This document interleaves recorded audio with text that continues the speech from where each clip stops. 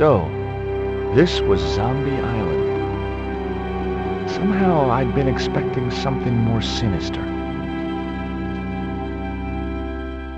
Come on, Rio. Let's find that treasure. No, thanks. I'm staying right here. Oh, come on. You said yourself there's no zombies left. Yeah, but that was while there was a big pile of seawater between me and this place. All me have now is this little bit between the boat and the shore, and I'm hanging on to it.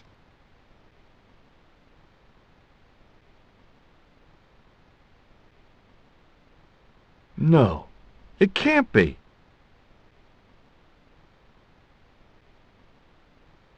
But it was. My lucky piece of coal. Rio, how far away is Ketch's Landing from here? Best part of 10 miles. Why? 10 miles? That catapult must have been a lot more powerful than I thought.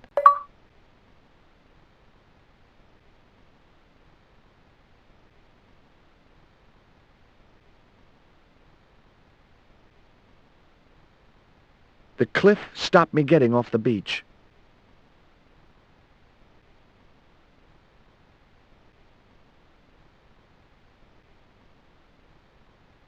The warm Caribbean.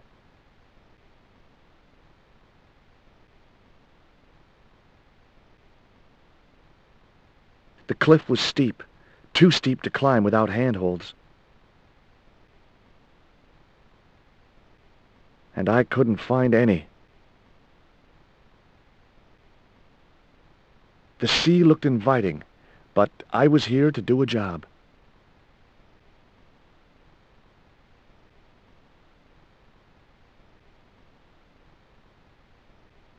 That Emily sure asks a lot of questions. Rest it, man. This whole Emily business just isn't funny. Look, we're obviously at cross purposes here. I'm talking about Emily Ketch. Yeah, and so am I. She was my friend. Her aunts hated it, but we did move together, you know. She used to be real keen at hide and seek. It could take hours to find her. One time, the last time, it took days. She must have shouted and screamed herself hoarse, but there was nobody to hear her. Where'd she hidden herself? Captain Ketch's old sea chest. The only way to open it was from the outside. Suddenly, I didn't feel so good. We never exchanged another word about Emily Ketch.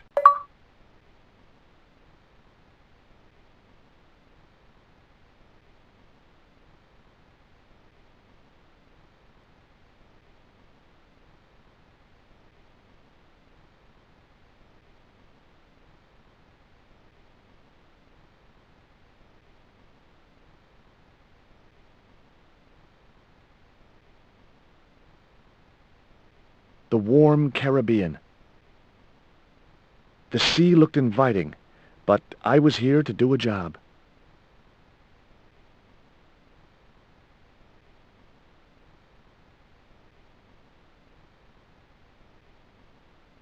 The cliff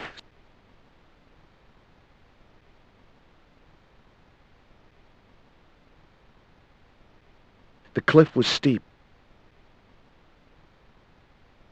and I couldn't find any.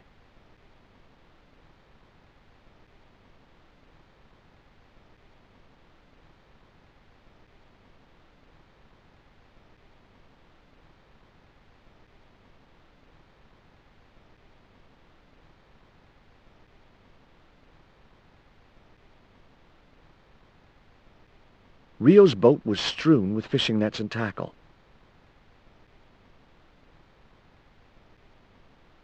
It was the boat that Rio had brought me in.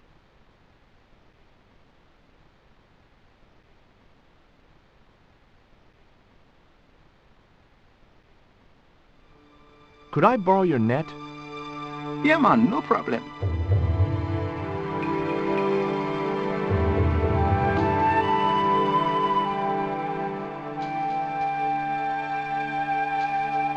You planning on catching some fish?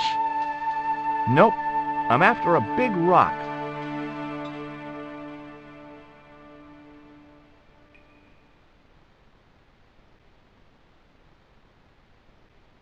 The outcrop was about the only feature on the cliff face.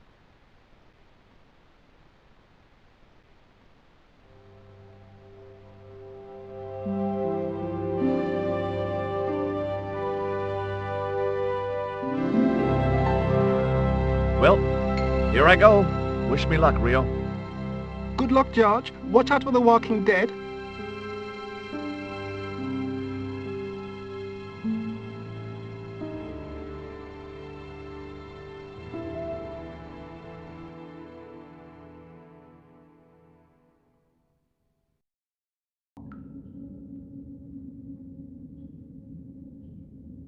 I stumbled down dark stairwells for what seemed like forever, until suddenly I found myself, wow, in an abandoned London Underground station.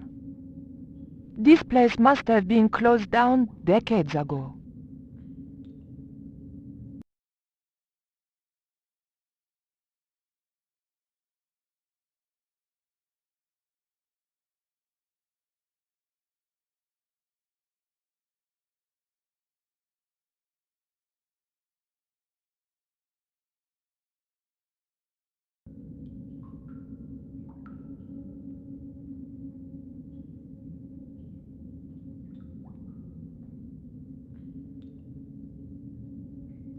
LBS? Lubes? What are lubes? The machine wasn't about to weigh me for nothing.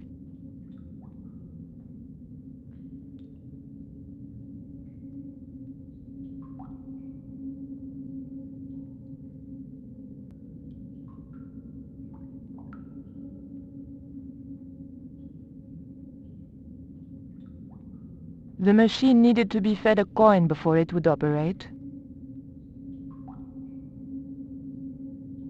The machine looked like it had sold its last ticket a long time ago.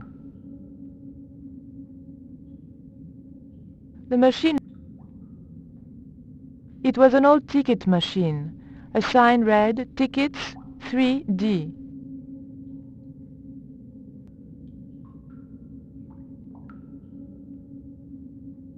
A flap covered the tray into which the machine dispensed chocolate bars.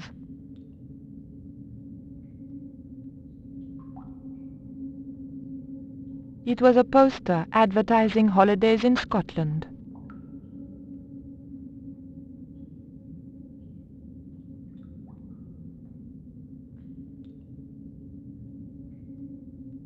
A pile of old railway sleepers was blocking the platform.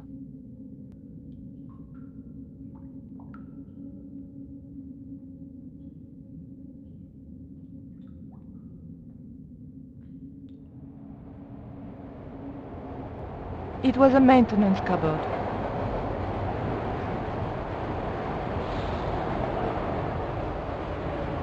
A latch lock stopped me getting into the cupboard.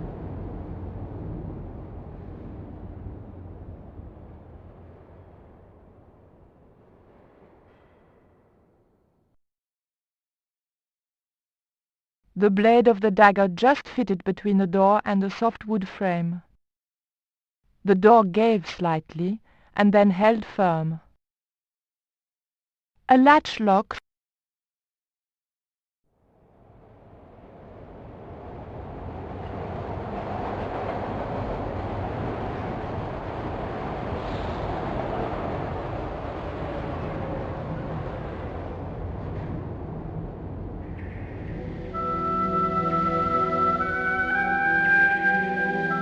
It was too dangerous to start walking along the tracks.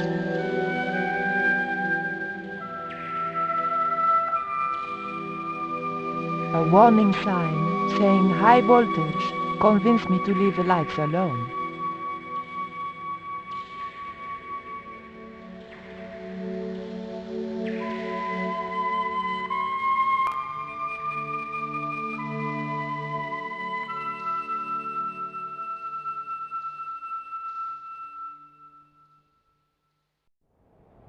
The poster was advertising a play I'd never heard of.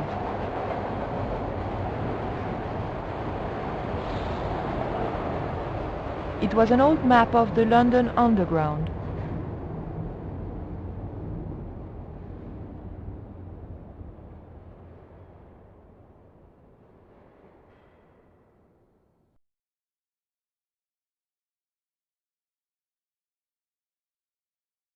The blade was too thick for the narrow slot.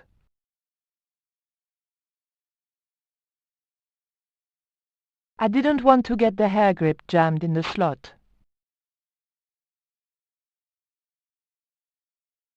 There was nothing useful in the bag.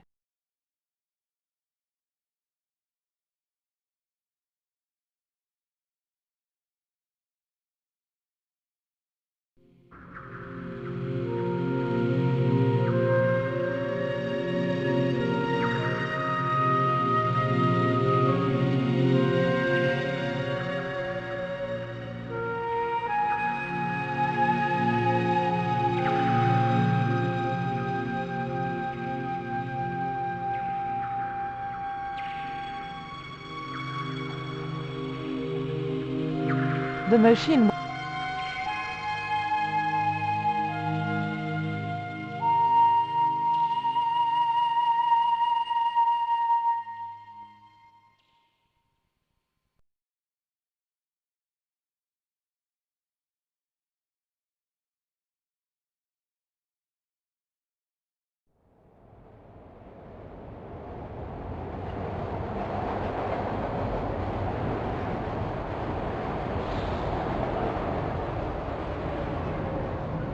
A latch lock stopped me.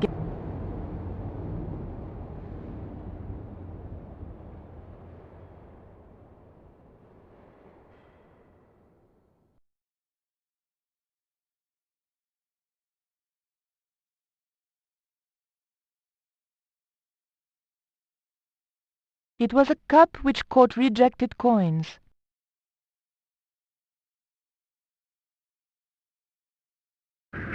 The cup was empty. A flap covered the tray into which the machine dispensed chocolate bars. The tray was empty.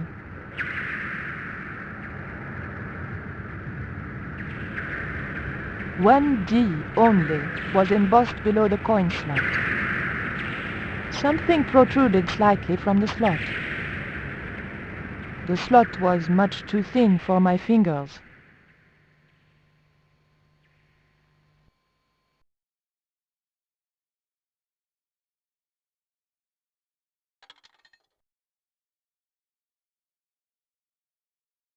I pushed the hair clip into the slot and whatever was stuck there disappeared into the machine. The machine needed to be fed a coin before it would operate.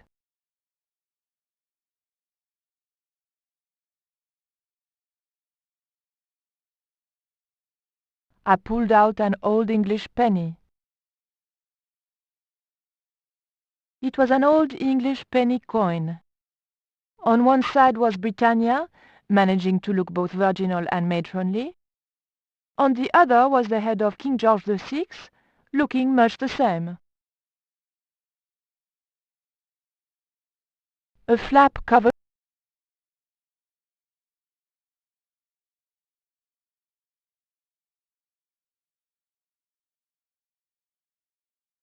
It was an old ticket machine.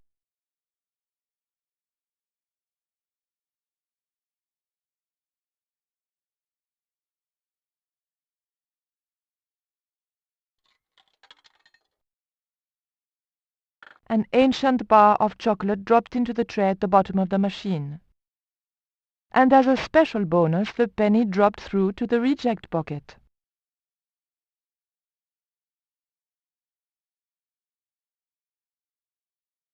I pulled out an old English penny.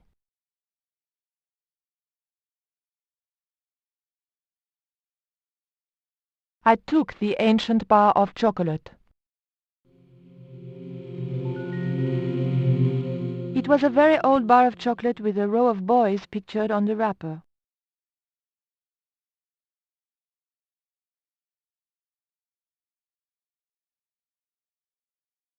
I'd probably break my neck if I climbed over the slippers, or worse, a heel.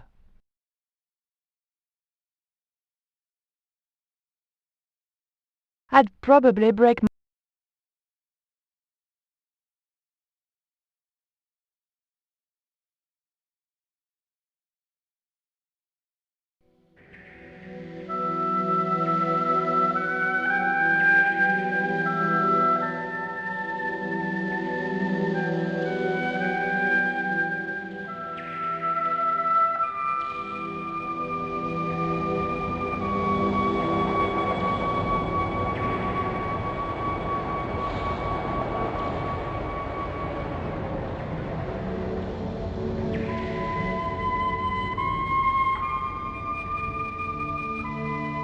The ghost obviously didn't want to talk. Perhaps it was shy.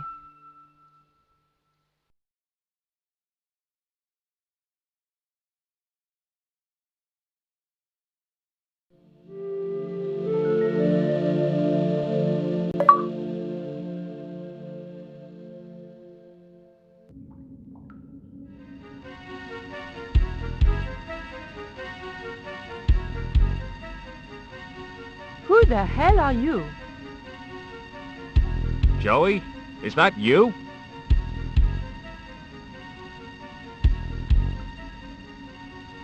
Oh, I remember you now. Hey, listen, don't go near that hole. Nobody tells Robert Foster what to do, lady. You don't understand. I've played this game before. There's something horrible in that hole. Some beast with tentacles. You're nuts.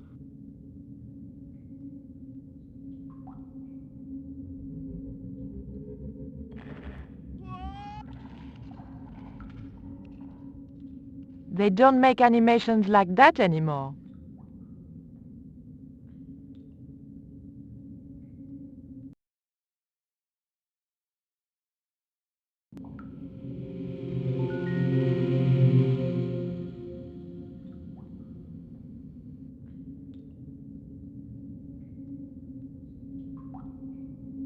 The ghost didn't seem threatening in any way.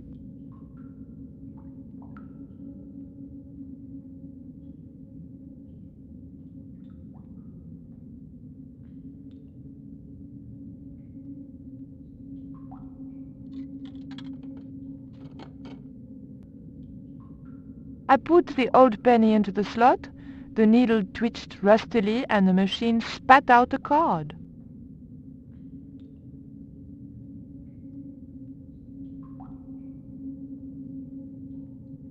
The weight was in imperial units. It meant nothing to me. The card also had my fortune on it. A family quarrel will turn out to your advantage.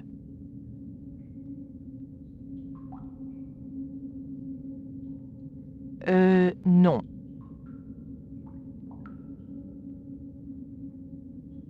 It was a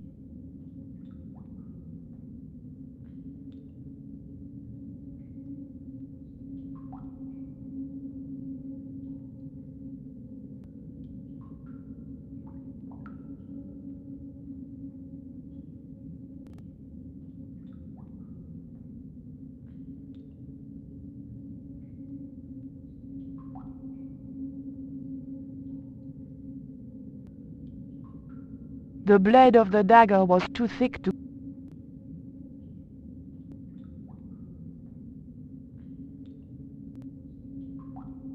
The blade of the dagger was too...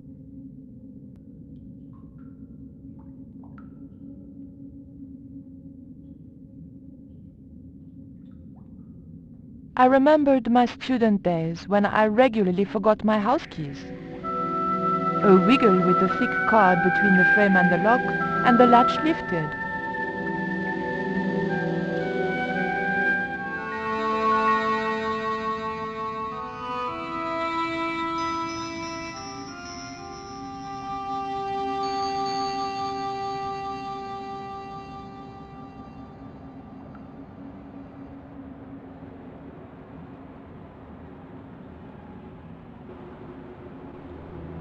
The train was my ride out of there.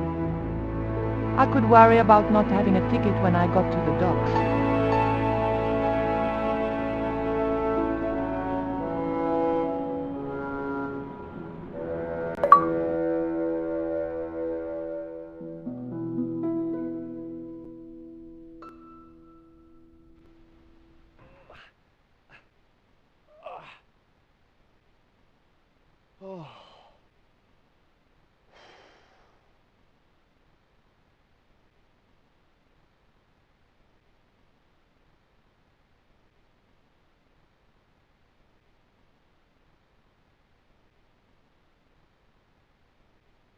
The path led off into the forest.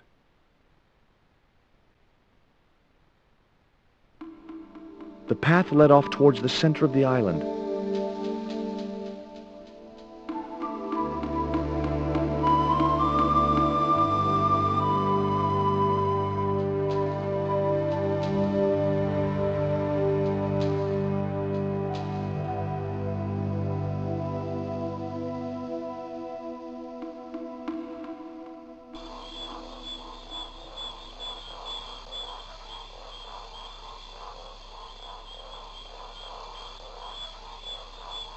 clump of reeds grew out of the stinking swamp.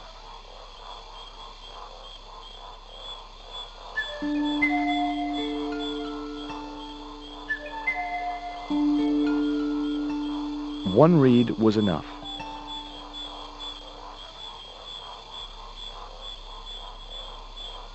It was a short, hollow reed.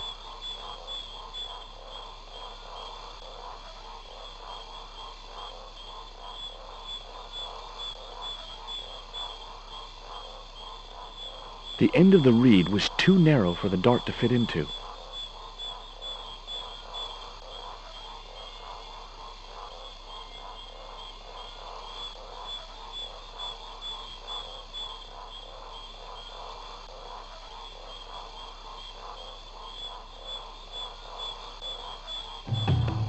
It looked just the same as every other path.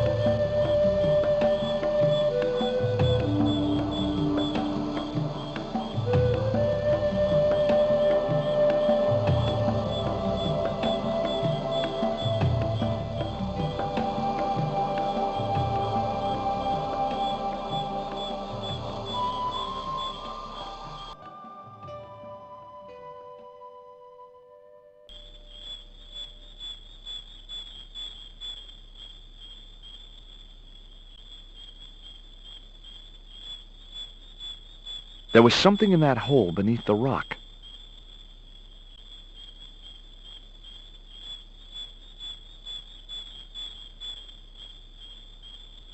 As soon as I stooped to investigate the hole, its inhabitant disappeared into the darkness.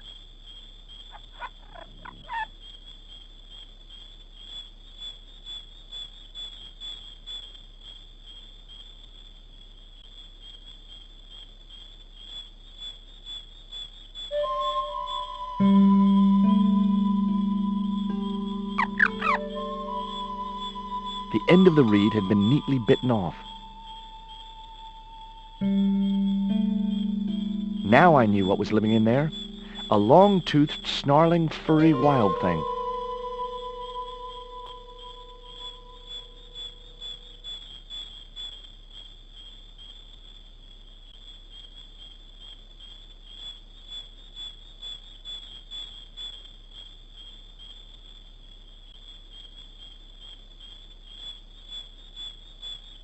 The dart fitted snugly into the reed. Great. I was tooled up and dangerous.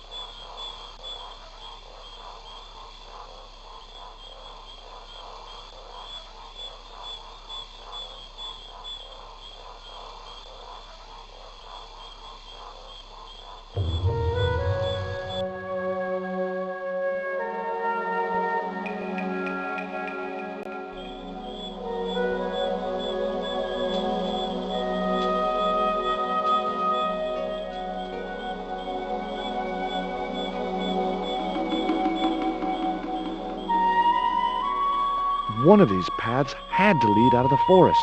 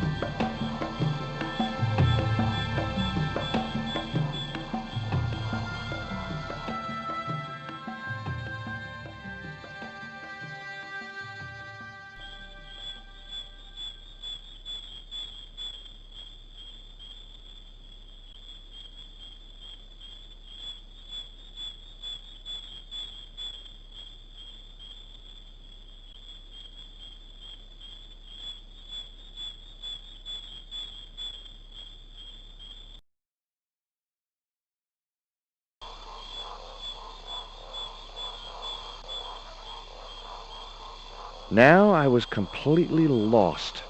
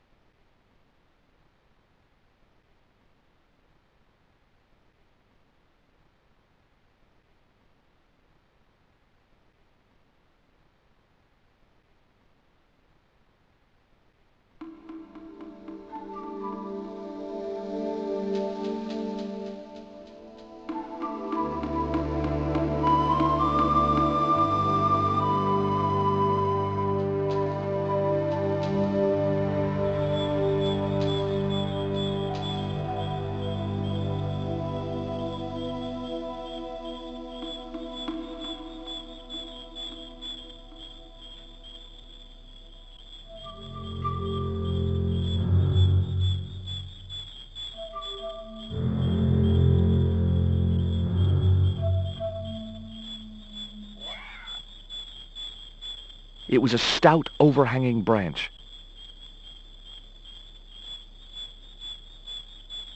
If I jumped, I could just about reach the branch.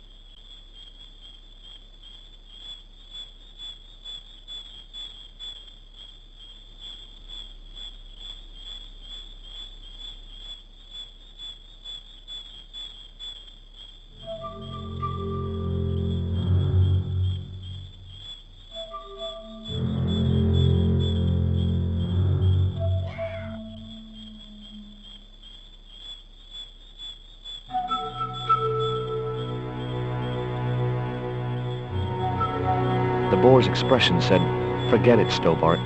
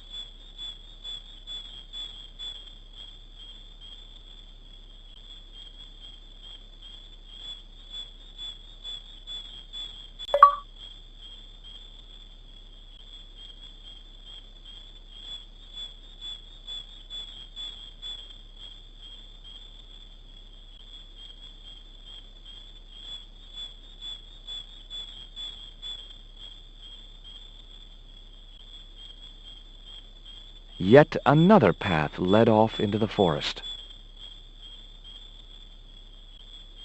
Yet another path led off into the forest.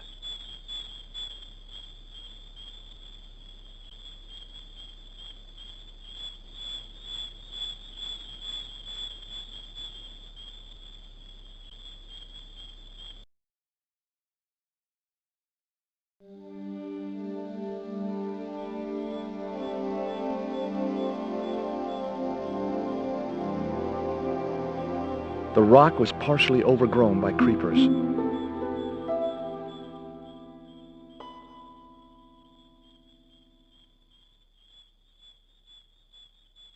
The creeper just came away from the rock as I pulled it.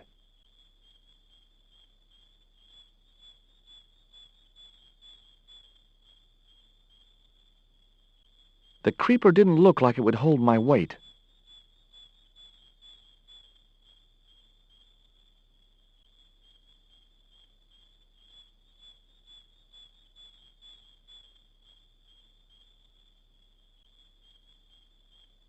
No good. I'd have to be bitten by a radioactive spider before I stood any chance of getting up there.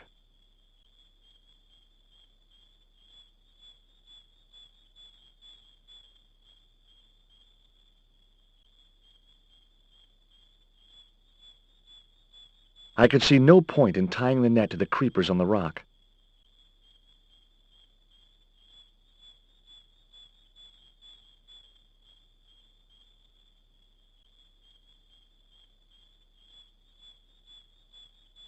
The net attached easily enough to the creeper and seemed secure.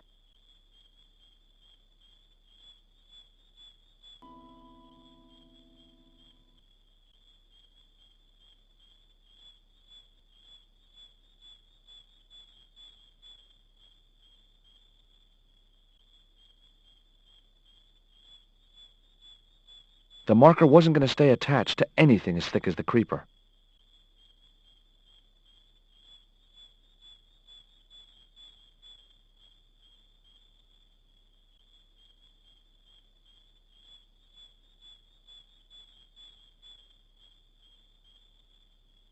Great. I'd created some sort of creeper marker fishing net assembly. Sometimes I terrify myself with my creative genius.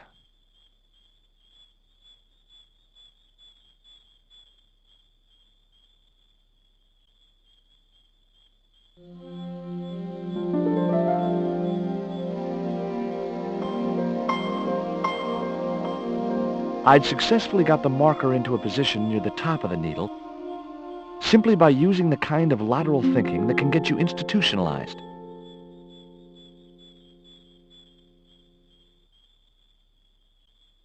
That high up, the marker should be visible for miles.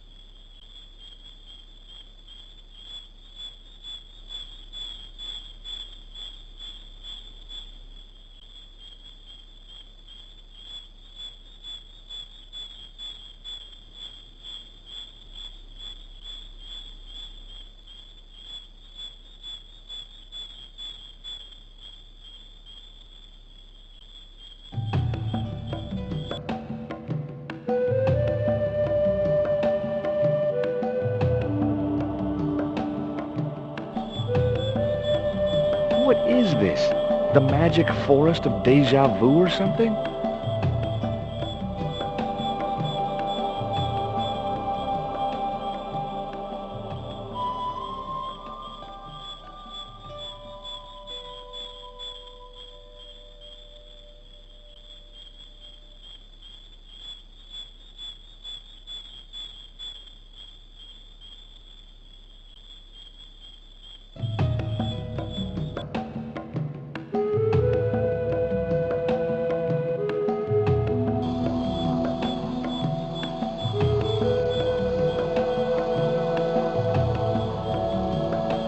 All the paths look the same.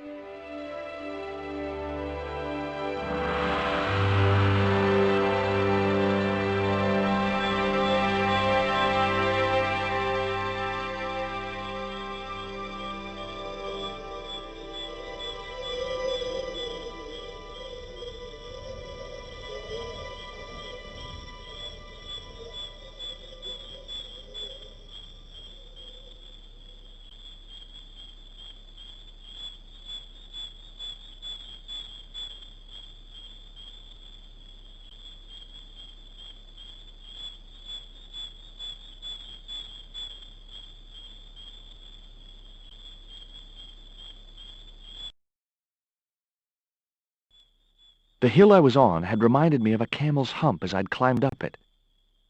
Now I had to see what I could see.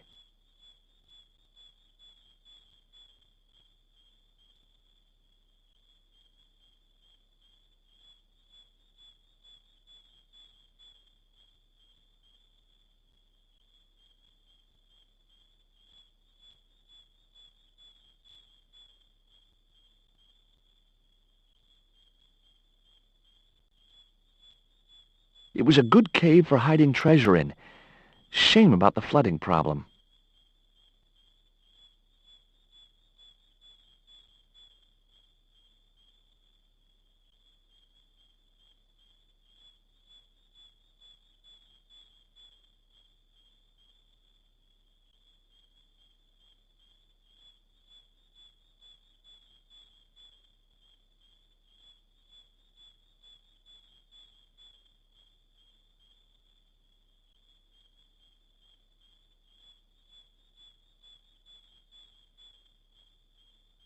It was the marker which I had raised up the needle of rock.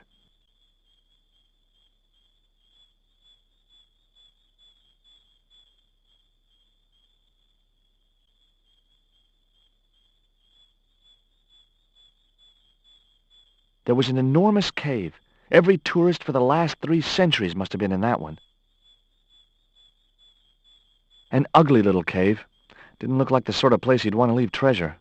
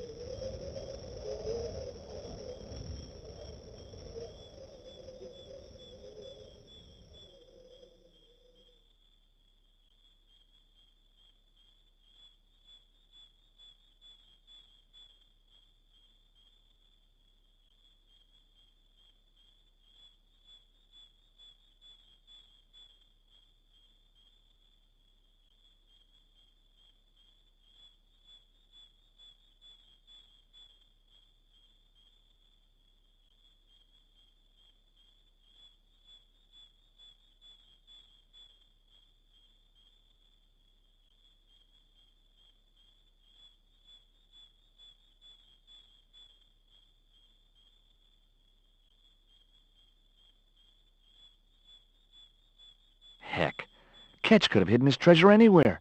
This island's full of hiding places. Heck.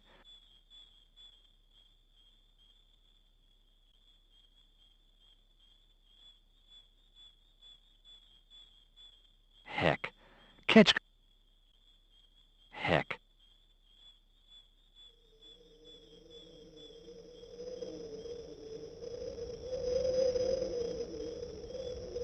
It was the mark.